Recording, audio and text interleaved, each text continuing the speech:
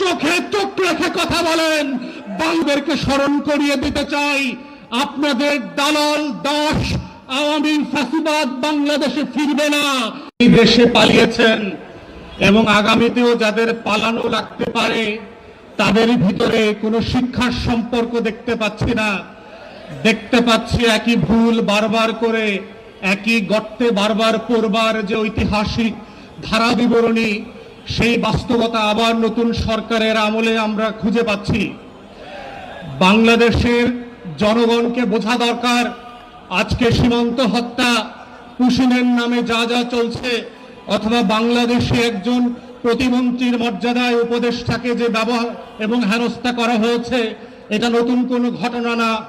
আমরা গত দশক থেকে দেখেছি বাংলাদেশের নাগরিকরা পড়ালেখা হোক, ট্রানজিট হোক আর চিকিৎসা হোক, ভারতের বিভিন্ন বন্দরে, সেটা স্থল সীমান্ত হোক আর বিমানবন্দর হোক, প্রত্যেক জায়গাতে এই ধরনের অপমানজনক আচরণের শিকার হয়েছে। শুধুমাত্র এবার জানতে পেরেছেন কারণ বাংলাদেশের পতাকাবাহী একজন ব্যক্তিকে এই অসম্মান করে ফেরত পাঠানো হয়েছে বলে। আমরা বাংলাদেশের বর্তমান সরকার এবং ভারতবর্ষ যারা শাসন করছেন আপনাদেরকে স্মরণ করিয়ে দিতে চাই, আপনাদের দালাল দাস আওয়ামী ফ্যাসিবাদ বাংলাদেশে ফিরবে না। বাংলাদেশ বদলে গেছে, দাসত্বের শৃঙ্খল এই দেশের মানুষ ভেঙে ফেলেছে, সেই দাসত্ব আর ফিরবে না। যারা প্রকাশ্যে বাস করছেন আগামী দিনে আমাদের দেশের পতাকাকে অপমান করে পুষণের চেষ্টা করে হাজার হাজার ভারতীয় নাগরিককে অনুপ্রবেশকারী বানিয়ে রাত 2টার সময় বিভিন্ন লোকেশনে ফেরত পাঠাচ্ছেন। মনে রাখবেন, বাংলাদেশ আওয়ামী ফ্যাসিবাদের সেই পুষণের মেনে নেবে না। সীমান্ত হত্যার নামে যা শুরু করেছেন, সীমান্তবর্তী বাংলাদেশী নাগরিকদের অ্যাটিটিউড থেকে যদি না শেখেন তাহলে প্রকাশ্যে বাস করছেন।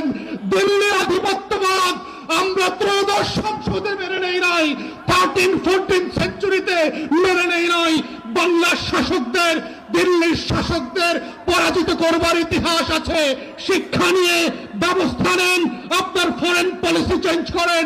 আমরা firmly respectful to your territorial integrity. আমাদেরকে বাধ্য করবেন না দ্বিপাক্ষিক প্রতিবেশী সুলভ সেই সম্পর্ক থেকে একটা হস্টাইল রিলেশনশিপে আসতে, এবং এর পুরো দায় ভারতবর্ষের এবং দিল্লির সরকারের। বাংলাদেশ সরকারকে বলবো, চোখে চোখ রেখে কথা বলেন। বাংলাদেশ এক নতুন সীমান্ত প্রহরী জাতি আকারে আবির্ভূত হয়েছে। নত জানু পররাষ্ট্রনীতির কোনো প্রয়োজন আর পড়বে না। আসেন, আপনারা যতদিন সাহসীভাবে ভূমিকা রাখবেন, বাংলাদেশের প্রত্যেকটা নাগরিক 11 দল হোক আর 11 দলের বাইরে হোক, আমরা আপনাদের পাশে থাকবো লাল সবুজের পতাকাকে পাহারা দেওয়ার জন্য। সেই আহ্বান রেখে আমার বক্তব্য এখানেই শেষ করছি। আসসালামু আলাইকুম।